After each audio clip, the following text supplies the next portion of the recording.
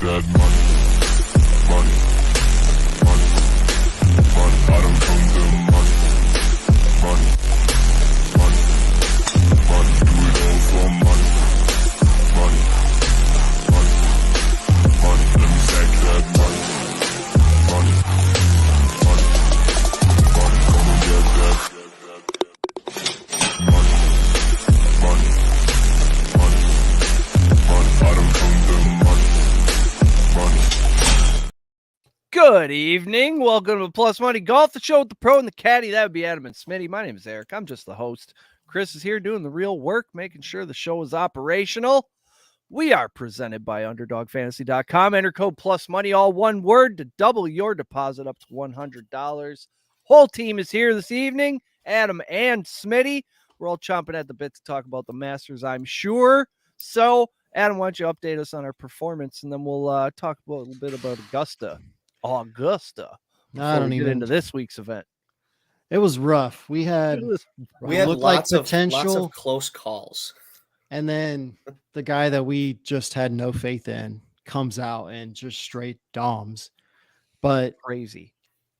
most of the guys that we had picked got the raw end of the deal where they played late early, and just you could tell on Saturday if you watch the scoring from Friday, the guys that played 9 on Friday and then got rained out and then played on Saturday, the scoring was just complete opposite. Guys were like 4 over, and then when they came back Saturday, were just lighting it up. Or Sunday, yeah.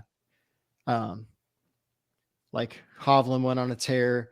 Yeah, he did. Scotty went on a tear, but there was a couple guys that were like 3 over, and then the rain delay, and then just lit it up. I mean, Well, it's just super frustrating to watch that, yeah, because it was all about when you were getting on the course overall for the entire weekend. And, you know, you don't want to make excuses like that for guys, but at the same time, like, the weather matters. And we got to see full throttle how much the weather matters. It was, That's 2 different tournaments. we almost saw Tiger Woods die on the golf course.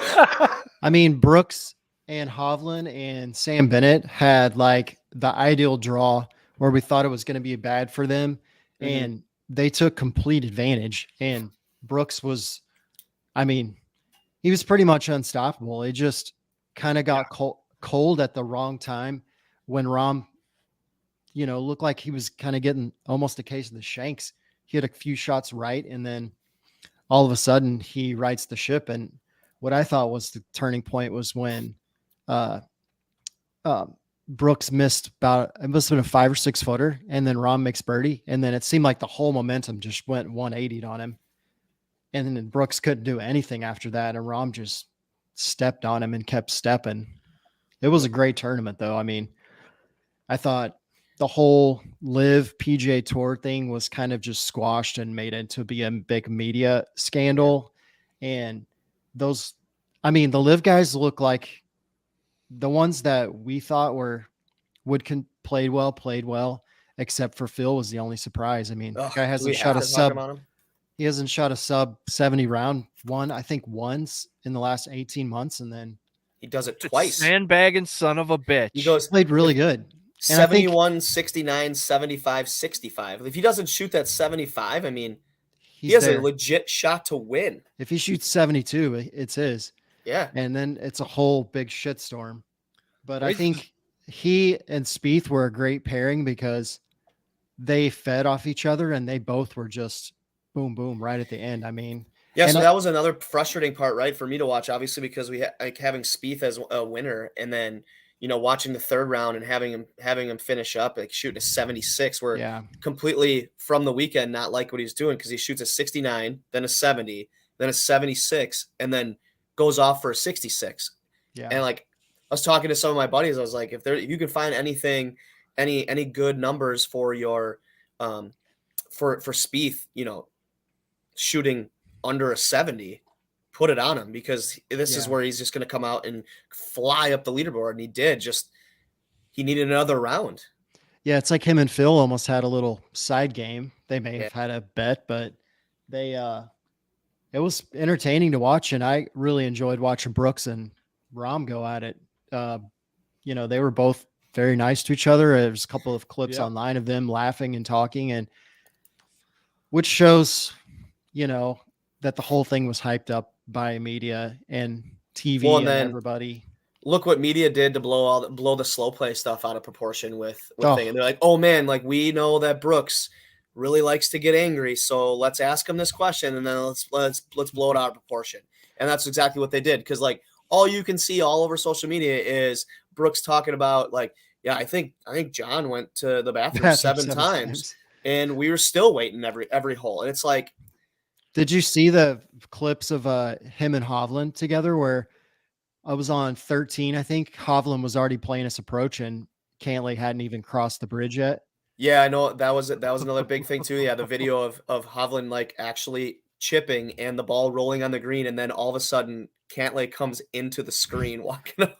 I mean, Hovland's a fast player. Brooks is a fast player. Rahm's a fast player. And it's like you get at your club, you almost have to adjust your pace. But I think it's almost seemed too at that point when they kind of hit that slow play for a minute and Brooks had a second to breathe, that then Rahm kind of had a second to regroup too. Well, yeah, I know for sure. I think another guy that was talked about was Sam Bennett. Oh, unbelievable. Well, what we can talk about is play, obviously, for the weekend, but like when we're talking about slow play, what did you think? It like 4 or 5 times. What did you think about that? He was playing faster the first 2 days, and I think that he wasn't playing as well than the last 2 rounds, and so then he was really getting mental about things. I think all the talk of, dude, you could still win this thing, kind of like he had already wiped off Sargent, he had wiped off all the other amateurs, and it was like now he was actually in contention. And I think, well, now he's sitting there right between Jon Rahm and Brooks Koepka. He's like, wait a second, that the light was a little too big for a second. Yeah. And I mean, he's a college kid. He might have overdone the practice rounds, but for an amateur to do that well was pretty impressive. And like the commentators kept saying, I don't think we're that far off from an amateur winning a major, because they get 3 chances a year. And this dude was really close, the closest I've seen in a long time, since maybe Rahm, I think, was the next closest one. Yeah, I mean, and overall, the kid really held his composure. Yeah, he was fantastic all weekend for the most part. I mean, obviously, being a college kid still and being an amateur, all that, right? Like he showed that in certain spots, but you got to kind of tip your hat to him though. I mean, you look at who he was playing with all weekend, and the crowds were nuts. I mean, they showed a lot of high camera views, which you don't see very often at Augusta, and it looked like there was 400,000 people out there. I mean, it was 10 rows deep on every hole, and maybe just the crowd got to him. I mean, you're sitting there as an amateur in the middle of a heavyweight fight for 2 guys that are looking to get, an additional major. But he held his own for a while. I was pretty surprised. I thought maybe that second round he would falter, but he kept going. And it's not like he really turned in a bad card at all. I mean, he went 68, 68, 76, 74. I mean, At some point you were probably counting on him shooting over a 75 for one of those rounds. But even, after a really long emotional weekend, for him to shoot 2 over in round 4, you can't really knock him for that. I mean, it's because, you want to talk about that too. Then it's like, oh, he shot a 74. Okay, well, Jason Day shot the second worst round of the weekend, shooting an 80 and absolutely like royally screwing. I mean, it's just so dumb. How do you fall out of the top 5 all the way down to T39? It's Augusta, man. If you get in the wrong Max position, Homa did the same thing. If you get in the wrong position on several holes, and luckily it was wet and we didn't even see the course with fire like normal. I mean, if the course was firm and fast and the greens still looked slow on Sunday, if they could have got those to more the way they were in the past, I think you would have seen a whole different picture. People talk about the greens and everything, but I still don't think the greens at Augusta get enough credit because they are ruthless. I mean, it doesn't matter where the pins are. You have like a kitchen table area to put that thing and stop it. Guys were landing it exactly what they needed to do, but the problem is, all the spin. The guys finishing that third round had the worst because it was so much rain on some of the greens that it was holding water. So then they would hit their approach, it would just skid, and then that was sickening.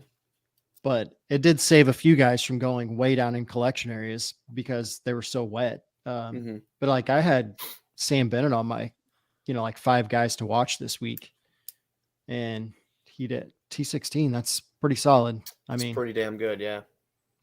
That's not bad at Augusta. Well, this week it's the RBC Heritage at Harbor Town Golf Links in Hilton Head. That sounds fancy. One of the most celebrated courses on the PGA Tour, Harbor Town Golf Links is both the crowning achievement of famed designer Pete Dye and design consultant Jack Nicklaus. It places a premium on finesse, imagination, and shot making rather than strength. So we're looking for some short game guys here. Short hitters. I mean, it's a real to go from Augusta to this is like going from a driving range to a bowling alley. It's like really tight. Yeah, I think you're really looking at the accuracy guys here. Like, yeah, I mean, you need guys that are going to be really accurate off the tee, and then guys who can hit small greens. Your boy Spieth's defending. Yeah, I know. Yeah, from what I can tell, this thing has more trees per capita than anything else on the tour. There's trees kind of resorty fairways, trees with sand around them. I think I saw trees like right up against the green, like branches basically hanging over the pin. Yeah, I mean, you have guys like trees guy, clear your schedule. Jim Furyk's won here multiple times. Snedeker, Kuchar, Webb Simpson, Wesley Bryan. Yeah, Webb Simpson. Stuart Sink won here in 21. Spieth in 22. So it's not a super long course, but a super, like Bombers course. It's just really tight. It's kind of sucks DJ's not playing because he always played at this event and he usually did pretty well. Yeah, I mean, it's just under, par 71 and just under 7,200 yards. So it's not crazy at all. Like, this is short compared to a lot of courses.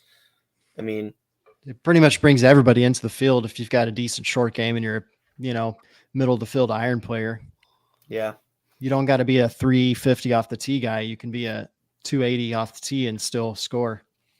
Second smallest greens on the PGA Tour. So they're small. I always feel like guys come here after Augusta and they light it up because they're hitting to such small. The greens at Augusta are huge, but they're hitting to super small targets. So they're usually dialed. Right. They're smaller targets and then faster greens at Augusta, because I'm looking here and it says like the stimp meter is only at 11.5 for this week. So a lot slower than majors. Right. Yeah. I mean, so coming here, then, you're used to the small landing areas and everything and having to keep stuff in certain spots. So I can see why guys come here and think they can play really without any issues. Yeah. Yeah. I mean, we had some of the guys we picked last week would do pretty well here. Well, it's just crazy too, because like the guys that we picked last week overall, they didn't play bad by any means. They just fell right outside of a lot of the spots where we bet them in. And I'm not trying to like make a consolation tournament. Spieth and Montgomery, or Spieth and Colin Morikawa were both top 10, which you had, and Shane Lowry's top 20. Yeah. Well, we had 2 or 3 guys that were like a shot out of a top 10 or a shot out of a top 20. Yeah, I mean, out of my outrights, right, for last week, I had T10, T4, T10. So they're right there, and we've been like that every single week, and that's why it goes to show, I mean, how hard it really is to pick a winner, and the fact that we do it enough. Yeah, these elevated events have, I mean, these are almost harder to pick, the elevated events, because it's like a majors field. Yeah. Normally this would be like a TPC John Deere field with a couple of superstars sprinkled, like a DJ or a Koepka or somebody like that. Because just for instance, let's look at last year's results, right? Not nearly the field that is in there this year.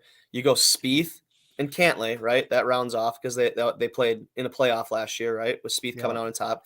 But then it goes Varner, Poston, Cam Davis, Sepp Straka, Cam Young, Shane Lowry, Matt Kuchar, Van Rooyen was a T10, Tommy Fleetwood T10, Joel Dahman, was a was a T12. I mean, Joaquin Neiman played, was a T12. So like Corey Connors T12, Scott Piercy T12. Remember last year when we were watching this and we were talking about how like nuts this was? I mean, you're looking at these scores from, let's see, from the top 12 guys are within 3 strokes of the winners. Yeah, that's insane. That was so much fun last year. I remember watching this tournament, and it's just back and forth. I mean, there's like 20 guys below there at like 7 under or better, you know? Yeah. This is kind of the week where Poston started to make his trend last year. Oh yeah, I'm aware.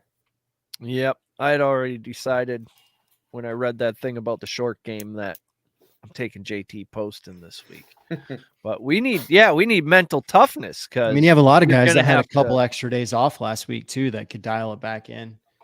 Maybe just went to Harbortown early. Like JT. JT. Did you see the tweets about him after missing the cut? About him, you know, like how much of a psycho he is, and how obsessed he is with the game of golf, that after playing so poorly and him waking up then the next 2 days and all he wanted to do was turn on the TV and watch the Masters. Sunday was awesome weather. I wish they would have had that all 4 days, but me too. It would have made for a ridiculous tournament. It was still really good Masters. Yeah, once again we got another great Sunday finish where you had guys charging up the board.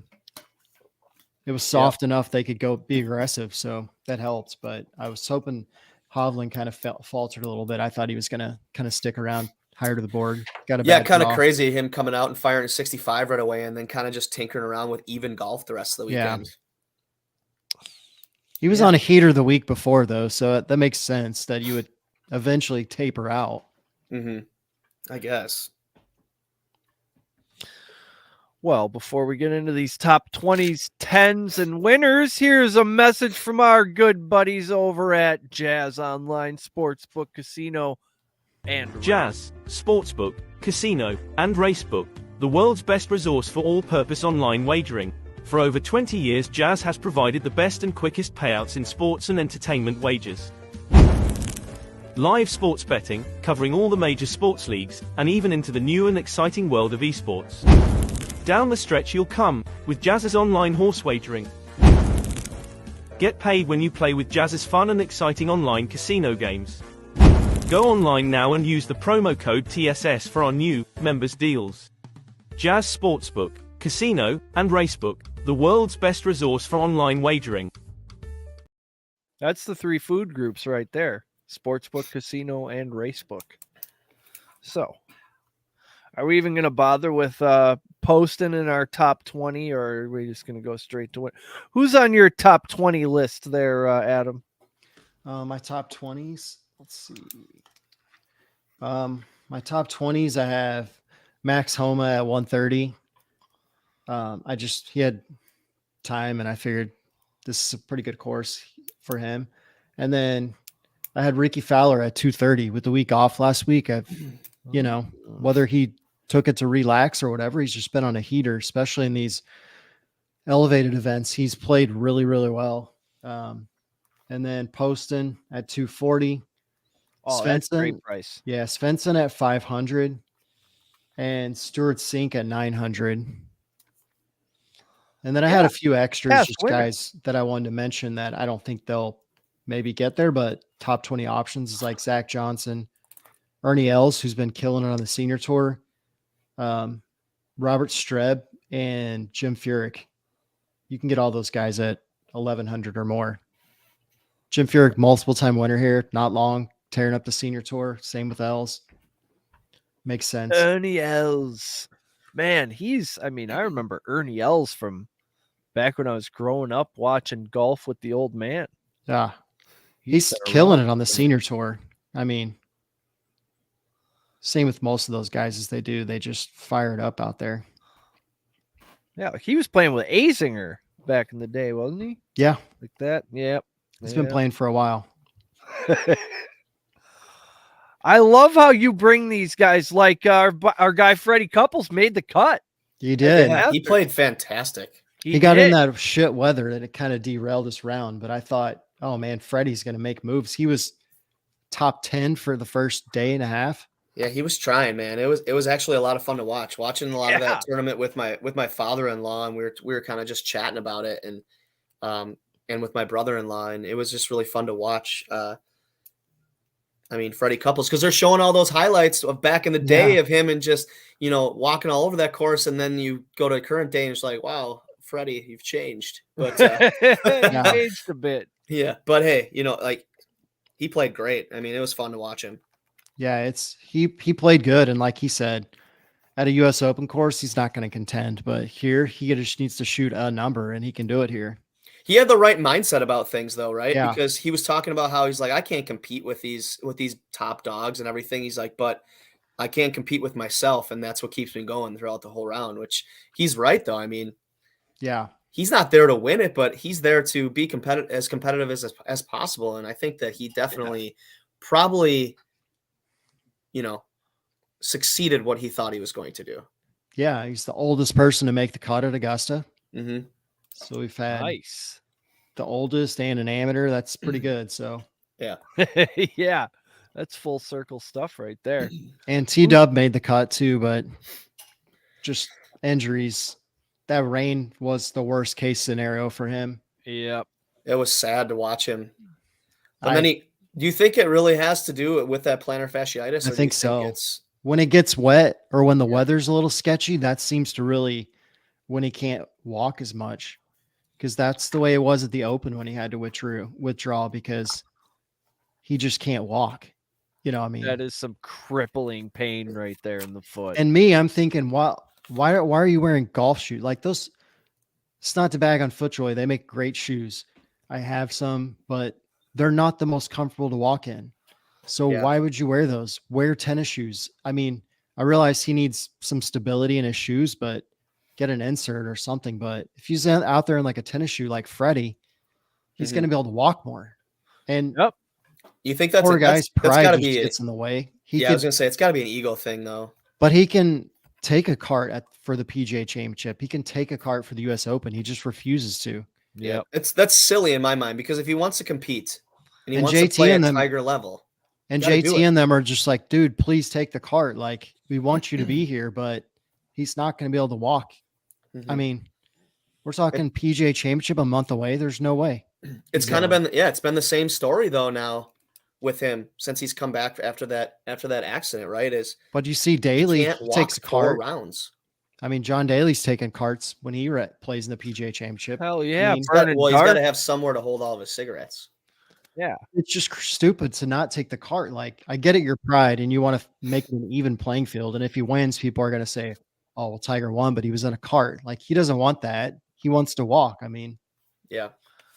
He wants to be a tough guy. I mean, Ben Hogan used to notoriously wrap his legs to walk after his car accident and, struggled through rounds. And today I saw a post where Jason Day said that at the PGA Championship when he had a WD, a screw from his foot popped through his skin. Oh, I remember that. I had to withdraw. That sounds like it hurts. That sounds utterly painful. Yeah. Anytime you got hardware poking through skin, that's not a good situation. Yeah, I don't think that's supposed to happen. Who's your top 20 candidates, Smitty? I have Justin Rose at plus 275. Getting some good prices here. He's his last 3 starts have been pretty good. He's been playing pretty solid golf. He T16 at the Masters and T36 at the Valspar, T6 at the Players. And a big stat too is that he's 13th on tour with driving accuracy, which is, I mean, that's pretty important. Good. Pretty important this year or this week. So I that really stuck out to me. Then I have JT Poston at plus 240 just because of small greens, short game, approach shots. Like he fits that mold. I have Terrell Hatton at plus 175. I've seen him on the leaderboards at recent events. Yeah, all of a sudden he's played somewhat poorly, you could say, right, in the last couple events. But I mean, he's fresh off a almost victory. So I mean, he's and you're playing, This is another Pete Dye course, right? Like, yep. So I mean, yeah, I feel like you can't count him out there. What are the odds on Hatton? Plus 175. 175. Okay. And then I have Shane Lowry at plus 150, just kind of quietly playing some really nice golf. Top 20 machine. Yep. And then I have had a little bit of kind of between myself here, but I went with Cam Young at plus 120. He's a guy that was contending a lot for a while last week. I thought that, he was going to make that big jump and get into that, top 3-4 guys to make a push there to win it. And he just kind of fell off a little bit there, but I think another ball striking machine that can really play well. If you don't like the Cam Young, I do have, Adam already mentioned Homa, who's a top 20 machine, but also, I went, if you don't like Cam Young, my boy Jordan Spieth at plus 115. Plus odds on Spieth with how well he's been playing. That's pretty good. So I think there's a little to that, and I think the main reason is he flat out came out publicly and said that he's like running on fumes. But when he says stuff like that, and then he's a weird dude, so like he's gonna say he's running on fumes and come out and just absolutely scorch because he's played 9 out of the last 11 weeks, I think. He's the Zach Greinke of golf. Well, the problem is very like, odd. I feel like they have these elevated events bunched up too much. I mean, we played 3 back-to-back, and then we have a major and then another elevated event. It's like, dude, you got to look at the schedule. Like, you can't. Rory's not playing this week because it's back-to-back. I mean, the dude's gassed. These guys played match play and then come here and they're just completely gassed. Yeah. Yeah. And a tight driving course. In a course he doesn't usually play. Mm-hmm. He played some extra holes during match play too, didn't he? Yeah. He played like 92 holes or something stupid like that. Yikes. It's Wilt Chamberlain numbers. What do you got for top 10s, Adam? Matt Kuchar at 400. Cooch, former winner. I mean, come on. Narrow course. He's a straight hitter. Seems to have his game coming back around. Almost won 2 weeks ago. He's had a week off like Fowler to kind of, dial in what they were off to not win those events. And then I also had Fowler at 500 for a top 10 because he's been solid all year in this elevated events. Justin Rose at 600. Oh, we're getting a consensus on Rose. I like it. Webb Simpson at 900. The dude's already won this year and straight course past winner in his wheelhouse. And then last one was Adam Scott at 1100. Ooh. Played pretty decent last week. I mean, he's a ball striker. It's kind of a course at this length he could probably hit 4-iron all day long and score. So that's exactly the kind of guys we're looking for. Yeah. Good with the irons. Well, so I try to anticipate Smitty's picks so people get some variety. I think, yeah, I don't know, man. That's true. I think Smitty has Rose. I bet he does. And Cooch and Fowler. He's changing them. I can see his pen moving. No, I'm not. He's going to his alternates. No, I'm doodling right now. I'm just listening to you guys banter. He's drawn that S that everybody draws on their desk. All right, so my top 10, I have Justin Rose at plus 600. I mean, the way he's playing and this kind of course. Yeah, 6-1. I mean, that's good stuff. Take it. I have JT Poston at plus 550. Adam said something before about that, right? This is about the time where JT starts to fire it up, and he's already been playing really good golf overall this year. So yeah, it's a perfect spot for him. I also have Terrell Hatton at plus 360. Again, he was runner up with the Players, and it's another Pete Dye design course, and somewhere that he's going to feel comfortable playing at, and he's shown that he's a super big competitor too on the course, and I think that I like that about him. I love the fire, and him wanting to win. So I wanted one of the first guys to Hilton Head. I wanted to pick Hatton, and I just knew you would probably pick him, so I kind of stayed away from him. but he kept eyeing me every time I flipped through DK. I was like, Hatton just stands out every time. Yeah, that's kind of where it was with me too. Then I have Jordan Spieth at plus 240. I'm gonna ride that. I know he's played a lot, and he's at some point he's going to have a bad tournament, and that's it's fine. But I don't want to not be on him, and all of a sudden he comes out at a course that he obviously played well last year to win, where he's gonna feel comfortable even if he's tired. Okay, so Spieth at plus 240, and then I have Colin Morikawa at plus 200. With Morikawa, had some really nice pushes this last week at the Masters, and he was 26th last year, and was 7th in 2021 here at the RBC. So I think that this is somewhere that he feels pretty comfortable playing here. So yeah. Spieth might just be telling us he's tired to add drama to his win this week. Yeah, maybe. I mean, and I did write down there, if you don't like, I had Morikawa there, and if you don't like those numbers for Morikawa or for Spieth, I did have Max Homa in that top 10 spot. But Spieth's like a guy like Sam Burns, where at Valspar he had one good round and then just like took off. And Spieth, maybe that Sunday round just like gave him a little extra.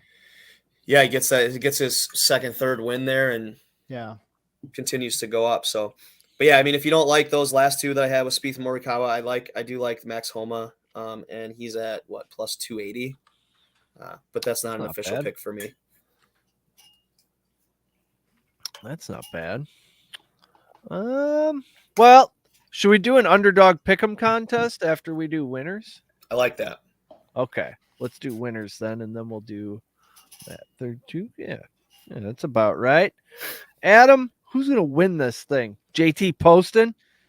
I didn't even put him on there. I just it's burned me way too much lately. I'm gonna give him a 20 if he gets, ends up top 10. Then I'll bump him up a tier next week. If he wins when we're at the John Deere and I have $100 American on him at 34-1, it's gonna be a party time. Yeah. So I went with Spieth at 2,200. Love it. Feel like that final round, I saw something. Yep. There, some fire. God, Rory got me with that all year last year. After he played that final round at Augusta, I was like, oh, he's gonna do it again. He did win like 3 or 4 times after that. Yep. And then I went with Max Homa at 2,800. I just feel like decent week last week, bad week, whatever. And then Scotty Scheffler at 850. Feel like he played terrible last week, and a guy like that hasn't played bad 2 weeks in a row. Same with Rahm. 2 weeks in a row hadn't happened. Yeah. And then Justin Thomas at 2,500. Had an extra few days off to relax and rest, and feels like he's on the outside looking in with Scotty, Rahm, and Rory. And then my last pick was Cam Young at 2,200, just because he's such a good driver of the golf ball. Yeah. I wanted to put JJ Spawn. He was a pretty long shot, and I didn't know if he was going to be tired from last week, but that's another dude that's just a phenomenal with the driver. But Cam Young I feel like every week the guy's like right there. Yeah, and you watch Cam Young play, and it's just he doesn't do a whole lot ever wrong. Nothing special. He just puts it in the fairway and wedges it around. Right, he's not flashy by any means, but he's so solid. Like he rarely screws up, and even when he does, like he's a pretty good scrambler with the golf ball too. So he's like a Max Homa type scrambler. He's not on Spieth level, but he's pretty good. I feel like Homa and Young are pretty close on that up and down range. Yeah, it looks like you're gonna have to be pretty accurate from the. Yes, I think it's the 14th. That's a big thing. I don't even know how you get to the green on 14. It just looks like trees. Maybe it was 13. I was looking at the course. There's like a river running along the whole fairway. I couldn't even quite tell where the hole was in relation to the tee box. I'm like, wow, good luck. It's tight. track. I was just gonna pull it up. I got again. Oh yeah, 14 just a short par 3. The fairways are 16th narrowest on the PGA Tour. I mean, it's what it says 33 yards average width, which obviously there are 15 narrower ones and we've talked about some of them already this year. But I mean, you already talked about the trees and everything like that come into factors in thing, and then you talk about narrow ass fairways too. I mean, it's pretty. And it looks like a lot of these holes set up for right-handed draw. So that's where it gets a lot of these guys because they all prefer to play a fade. That's the in-depth shit you get when you get a pro on here. Who do you got winning, Smitty? All right, my outrights I have. First one I'm going to talk about is Patrick Cantlay at plus 1,200. So he is. I would have had him on the rest of my list, but the problem is there's so many other guys that it's like you can really make your money with, right? I mean, Cantlay is only plus 130, I think, for a top 10, so I'm not doing that for a top 10 there. And Cantlay has 4 top 10 finishes at this event. And he has 4 top 10 finishes. Like, let that sink in a little bit. That means he's played this place pretty well. And so I think that he's going to be in and around contention all weekend long from the start. And I feel like he's probably, not that you can ever tell if he's happy or upset when he's on a golf course, but I feel like afterwards he was pretty disappointed with how his 4th round went at the Masters. And I'm hoping that propels him forward here to want to really come out strong right away. And then I have Colin Morikawa at plus 1,800. Just again, contended for a while there at the Masters. Looking for him to continue to play strong and even increase his play here at this course. And then I have Spieth at plus 2,200 because everyone knows why. And then struggled. I had like 5 or 6 guys that I could have put into this. And, luckily Adam said a couple of them already. So I'll go with what I have written down. I do have Victor Hovland at plus 2,200. He's a guy pretty good after his. Yeah. Just ran out of picks. He was my next guy. Yeah, and that's kind of where with like you put Homa on your list, and I didn't this week. So it just he burned me pretty bad last week, obviously, just with how he kind of filtered out. But Victor Hovland, what the question mark for him has always been, how is a short game going to be and everything. And I felt like he kind of answered some of those questions at one of the biggest stages last week, and short game looked pretty good. And was able to knock in some putts. And, anytime you shoot a 65 at Augusta, you're doing something right. It looks like he's practiced because all they do is bag on his short game. And I mean, he practices at 2 of the best places in Oklahoma as far as short game facilities. I mean, he's practicing at Oklahoma State facility and he's practicing at Oak Tree National. And it's like, dude, those short game areas are legit. Like, he's clearly worked on something because last year he was terrible at shipping. Yeah. I feel like with Victor Hovland, I feel like he's been around forever, right? But he's only been a professional on the PGA Tour for the last 4 years, I think it is, and he's only 25 years old. So he's still coming into his own. Like people try to group him in with I feel like people try to group him in with the Spieths and the JTs of the world and everything. It's like, whoa. He's like 5-6 years younger than those guys. So he's like the Sam Burns, Scotty Scheffler, Matthew Wolff group. He's like just coming into getting comfortable on the PGA Tour, and nobody else is Scotty Scheffler. So, and even Sam Burns for that matter. But Victor is right there with those guys. He's there.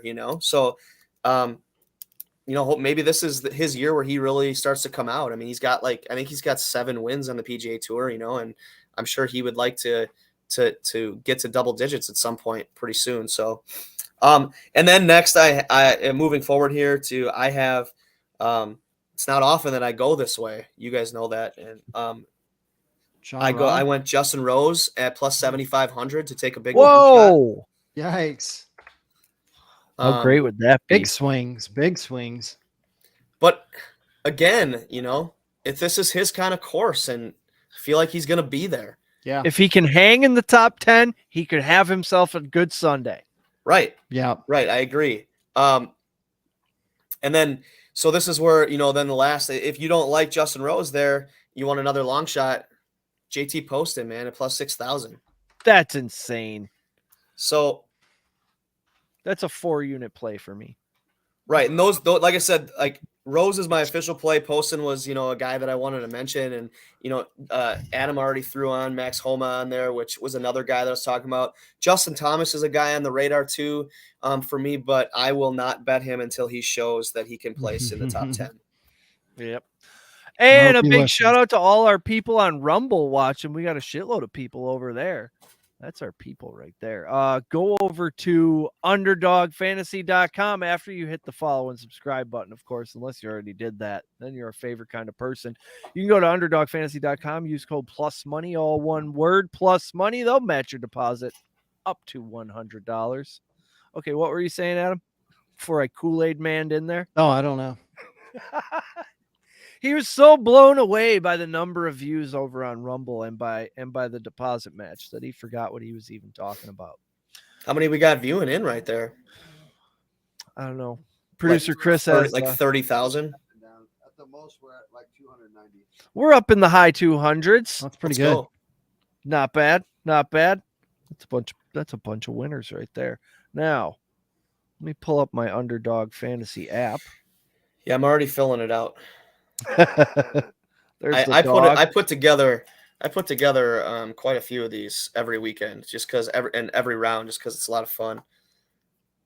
And obviously, you got to go all the way to the 20 times your money. So, Well, yeah.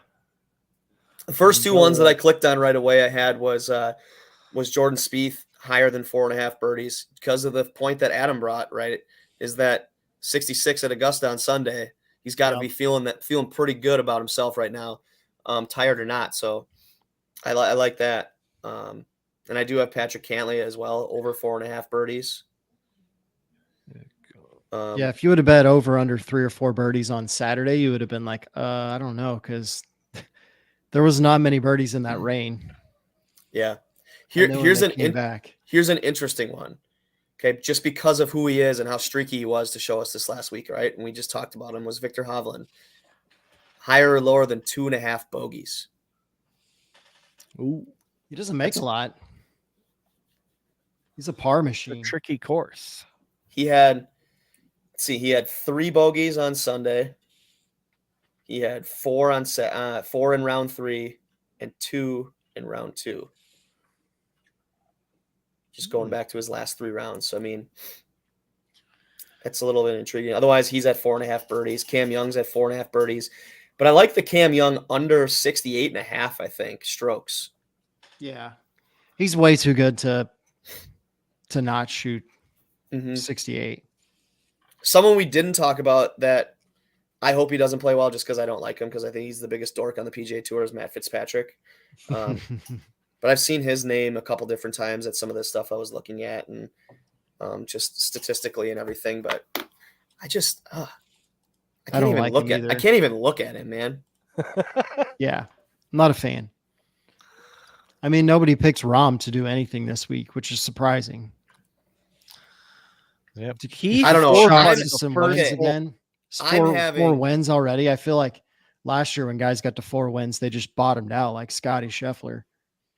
I'm having a Masters hangover. I texted you guys today and midway through the day, and I was like, I think I'm hungover from the Masters still, because I couldn't get myself to even look at anything for this tournament because I was still thinking about the Masters, and it's like, wow, that felt like it was an 8-day tournament rather than a 4-day tournament. And those guys dealing with that weather going up and down, like going from that beautiful 87-degree day on the par 3 to yuck.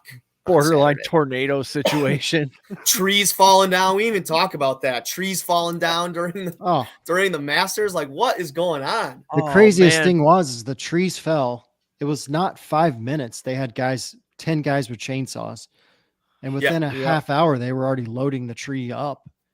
And it's like, it's the most efficient. And my buddy was like, I guarantee you could go to that exact spot where those trees were tomorrow, where the root balls came up. And he's like, you would never know there was a tree there. Yeah, ever. you wouldn't know. No, It's like they'll fill it in. They'll put pine straw over it, and you would never know there was trees there. That'll be that. Man, that'd be a sweet lawsuit if you catch a little branch and you get to sue Augusta.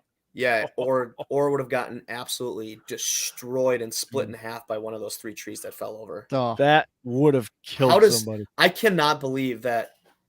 I would have made it real easy. I would have been like, look, I want 0 money. I want Berkman's Place passes, 5 of them, 5 to 10, whatever I want every year till I die.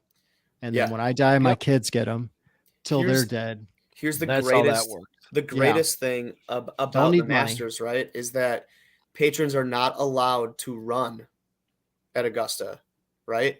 So speed walkers, if there were any people that ran away from the trees when they were falling, did they get kicked out?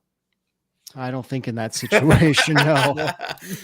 I'm sorry, but you were caught running from those falling trees, and running is not tolerated here at Augusta, so you are banned. I bet the 4 people that had their chairs completely flattened had brand new ones the next day.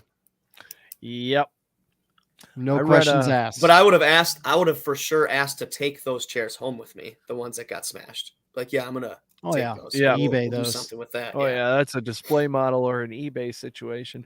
I saw on Twitter or Facebook a guy got off a plane. He had 2 Masters chairs, and he got off the plane. He was so tired he forgot him. He ran back, and they told him that someone who said he was with him took him and said he was going to give them to him, and he went alone. So, those are gone. Masters stuff. You got to keep that close. Yeah. It doesn't even get stolen when you're at the course. It's a crazy thing. It has a little slot in there where you put your business card, and you just set your chair and you just leave it, and you go walk to the clubhouse. You take your chair out. So the guy that stole those 13 chairs, and then walk to the clubhouse. You'll come back front row if your chair's sitting there, and you just pop back in your chair. Yep. The guy that stole those chairs then obviously was not there. Yeah. Nope. I have my first underdog here that I just kind of put together. So take it or leave it, everybody. But so I went with Tyrrell Hatton at under 69 strokes. Shane Lowry under 69. Cantley I have at higher than 4.5 birdies. Cam Young lower than 68.5 strokes, and then Jordan Spieth higher than 4.5 birdies. And like I said, I usually play around with this and pick some different things. This first one I went with, guys that I like and think are going to play really well. And I go obviously with the lower strokes and the higher birdies and everything, but I usually go the other route too and pick some guys that I don't think are going to play very well and try to hit something there. And these are all for like $1 or $2 that you do at a time. And so, I mean, if you put $1 on it, those 5 and you win $20. Yeah. So you took the birdies with Cantley. Yep. And then what did we do with Cam Young? I went lower than 68.5. Lower than 68.5. All right. I'll just lock that baby in right now. Load that up. Absolutely. It feels so good to be back in a non-gambling state, but fantasy sports state where I can actually at least do underdog, to where when I was in the jail or prison of St. Louis, Missouri, and I couldn't do either. After going through Illinois and like throwing all kinds of stuff on DK once I finally could put official bets in on there. And I'm just like, my wife was driving and I was just like on my phone, just like clicking on stuff. I'm like, we're in at this. We got to the hotel and when we stayed in Illinois that first night, and I'm sitting there just clicking on stuff. Like, yeah, I'm putting in some bets here. It's like a kid in a candy store, Well, you can't watch while your wife's driving. So, no. If you let her drive, you can't watch while she's driving. So you gotta, that's a good time to do bets where you don't have to pay attention. Exactly. Yep. Don't look out the window during left turns. It's not going to be good for you. All right. Here's our picks. Quick and concise. Smitty's top 20. Rose, Poston, Hatton, Lowry, Cam Young, and Spieth. Adam's top 20. Homa, Fowler, Poston, Svensson, and Sink. Some honorable mentions: Zach Johnson, Ernie Els, Streb, and Furyk. Smitty's top 10. Rose, Poston, Hatton, Spieth, Morikawa, and Homa's in parentheses. He doesn't count. Adam's top 10, Cooch, Fowler, Rose, Webb Simpson, and Scott, 11-1. Smitty's winners, Cantlay, Morikawa, Spieth, Hovland, Rose, Poston. Adams winners, Spieth, Homa, Scheffler, Justin Thompson, Cam Young. Boy, be nice if Rose won this thing, wouldn't it, boys? No kidding. That would be pretty sick. Or JT if he wins to JT Poston. That'd be good. Big JT Poston, guys. All right. Thank you, people, for listening. Thank you, everybody on Rumble, for tuning in. We'll be back next week. We're going to be doing a bunch more stuff over there, so get used to us. Thank you, Adam and Smitty, for all your hard work. We do appreciate it. Making those lists that win us money. If you haven't already, subscribe to this channel. You're already here. It's really easy to do. You can tell people about the show. That'd be great. Maybe throw us one of those 5-star reviews on the Spotify, whatever you want to do, however you want to love us. We'll take it. We also got a Facebook group. We got a TikTok page. Just search Plus Money Golf. You're going to find all kinds of cool shit. All right. Best of luck with your bets this weekend. We'll see you right back here next Tuesday night for more Plus Money opportunities. Adam, say something cool that golfers say. $dollar bills, y'all.